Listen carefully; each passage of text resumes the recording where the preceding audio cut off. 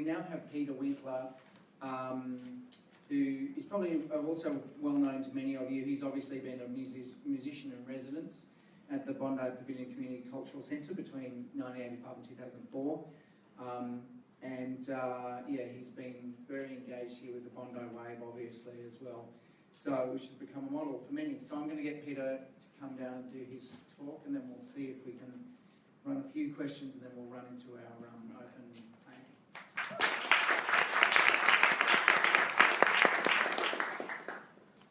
Hello, yeah, I'm just going to get this working again. Come back to life. Okay, I've just, yeah, okay. I'll just use that for now.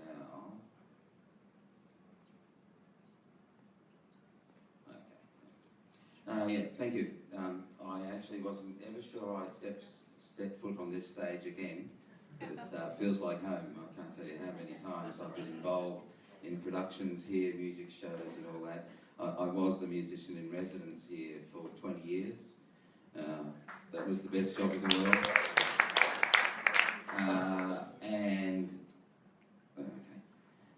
I'd also just like to acknowledge some of the other speakers who are here. There's interesting combinations and connections here.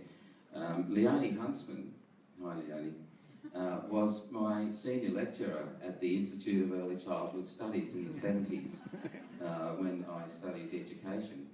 And she was the person who first told me that it was possible to get money from the government for an arts project.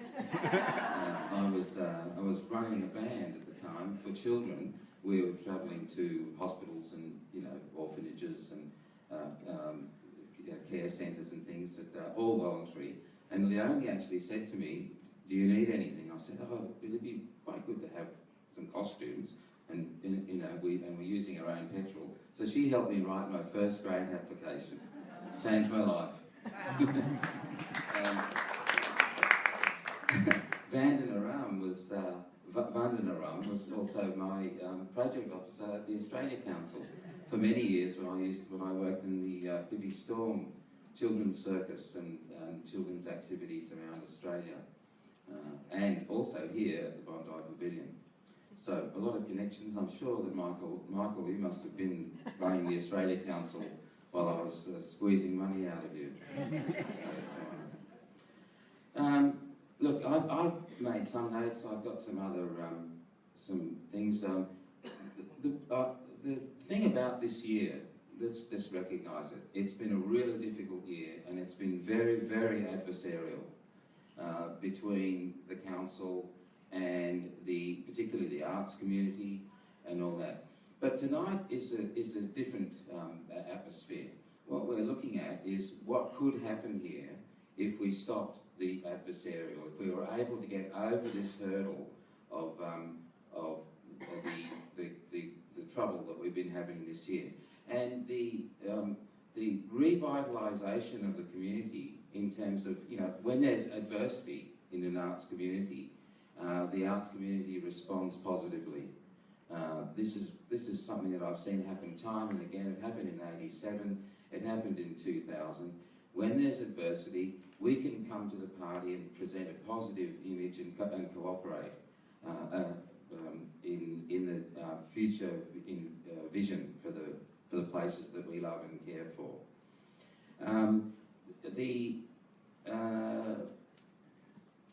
The interesting thing that I wanted to say is that we've got the fantastic example of Bankstown and Footscray, but somehow or other there's some sort of thing going around as if Bondi doesn't need that anymore.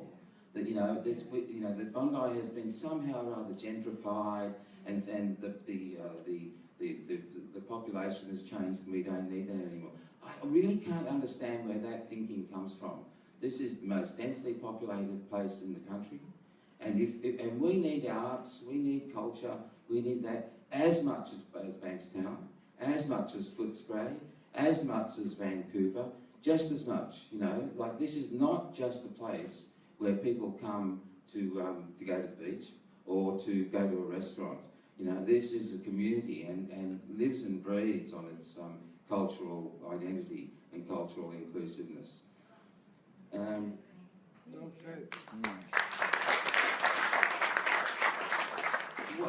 What's gone on here is that nobody is saying that nothing's going on here. You know, the Bondi Pavilion is still a vibrant cultural centre, but I would assert that there has been a contraction of vision over the last, well, let's just say 15 years or so. You know, we all know that that during the 70s and the 80s, amazing things happened here, and constantly. You know, not just the Festival of the Winds. I was at the Festival of the Winds. I'm sure most of you were there a couple of weeks ago, and it was fantastic. It was a wonderful day. But we had 2 Latin American festivals. We had the World Environment Day festivals. There were things going on here all the time, and there has definitely been a contraction, not just of programs, but a contraction of mentality and vision about the place, which has been very sad to see. But fortunately, with the adversity, as I mentioned before, there's been a reactivation of the arts community, and this is going to turn out positive. I actually really believe that it's going to turn out positive. First of all, I think we're going to win the battle with regard to this but even aside from that, you know, I think that the connections that we're making together in arts and looking at the examples of other wonderful arts organisations that can inspire us from around the world and around the country, we will, once the argy-bargy's all finished, we will be able to take this place into the future. Actually, just before I do, there's a giveaway here. I want you to all take one with you. One of the things I did, many things, I won't go into it, this is not about me, but I ran projects in music for every age group you could imagine. You know, I was working with 3- and 4-year-old kids in the local preschools, right up to, I worked with a group of musicians who were all in their 80s and 90s. We recorded albums.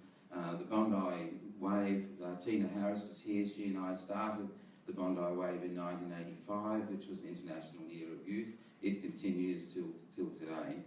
But one of the things is the Bondi album and the a cappella Bondi.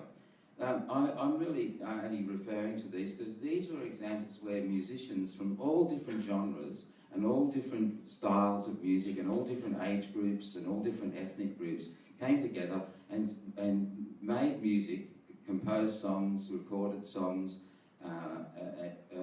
to celebrate their identity, to celebrate the fact that they live in Bondi and they're connected with each other. There's 21 tracks on this. They're available outside. Take one with you. Want to make a donation, please do. You're all welcome to have one because I've got a box of them and I don't want them anymore. So please take them.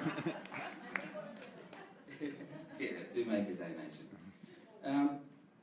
So the other thing is that I wanted to talk a little bit about some of the wonderful things that have happened again because of re-engaging with this thing that's been going on this whole year. Chris Williams from the Bondi Association for Arts and Music, BAM, and I had a really interesting, quite short chat about the incredible things that could happen here if instead of thinking that the only way you can make money out of a building is to make a restaurant or, you know, have wedding functions or something like that. But you know, that's really quite small-minded. You know, yes, you know that there may be some income generated from that, but we were talking about the fact that the Coogee to Bondi walk that is really famous. Everybody, all the tourists who are capable of walking that far, do that walk. It's right up there with the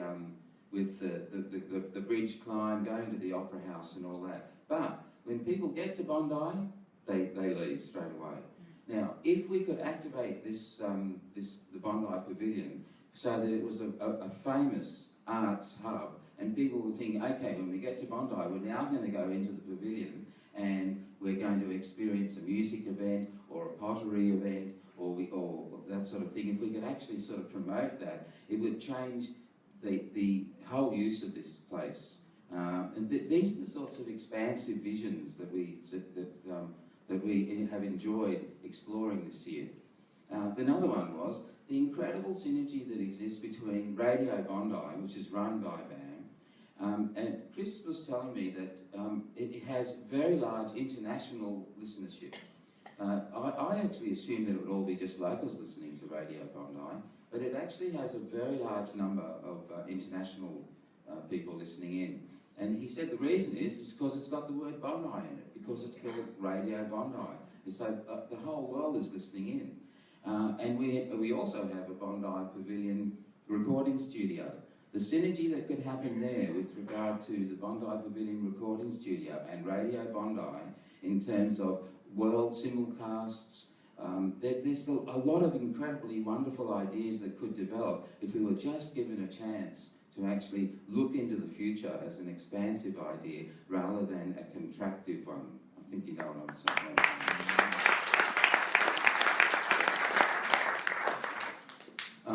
We had a bit of a laugh about Abbey Road, you know, the famous Abbey Road studios, where people go to London, and one of the things that they want to do when they're in London is go to Abbey Road studios and walk across the zebra crossings where the Beatles album was photographed. And I was thinking, okay, so what we need to do is to get some of these brilliant bands like Art versus Science and that who have recorded here and who love the Bondi Pavilion recording studio and can see what a fantastic opportunity it is to record in a high quality studio right here on the beach, and to do something so that we can activate this place as a place to go where people will come and say, this is where this album was recorded, this is where these things have happened, this is where it's a venue to go to. That kind of thing, these are lovely ideas and ones that we can activate given the right interaction between us and our council. Yeah.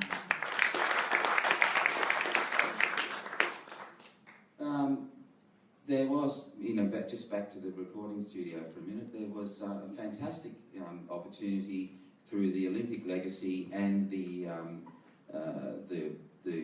sale of the Dover Heights Bowling Club, where the Bondi Pavilion recording studios were built. They're down in the southern courtyard. The concept that they might be moved to some car park in Bondi Junction is just ludicrous. I mean, really, it's just ludicrous. I gather now that that's not going to happen anymore, and I celebrate that decision.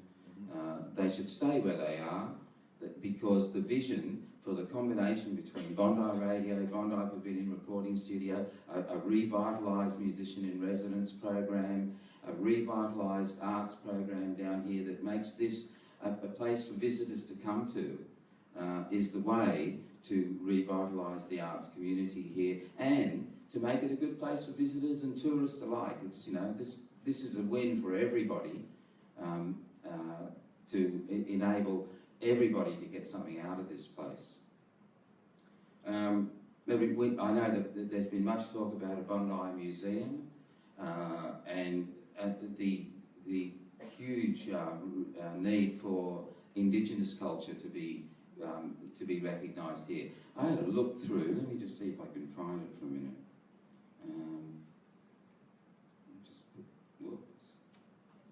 Escape. There it is. Yeah. All right. I just had a little look through. Let's see here. Here we are. This is the website of Tourism Australia. It says, and it just experience Aboriginal art and culture. And I thought, I wonder where Bondi fits into this. Let's just scroll down here.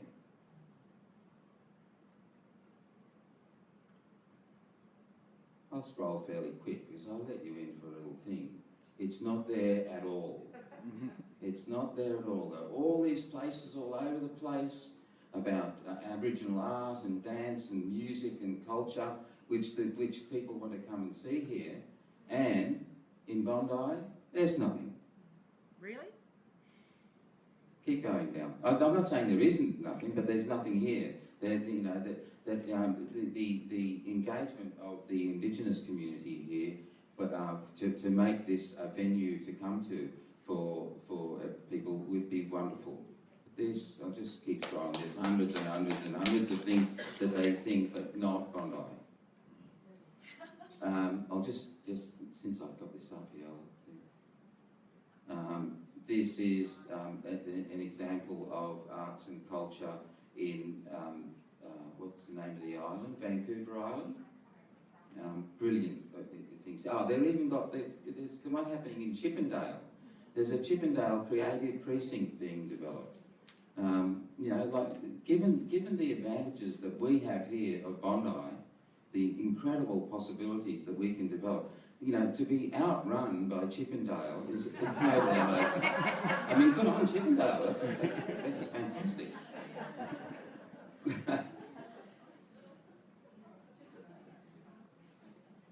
Yeah, I'll finish up in a second. So, oh yeah, actually I can finish up pretty well now.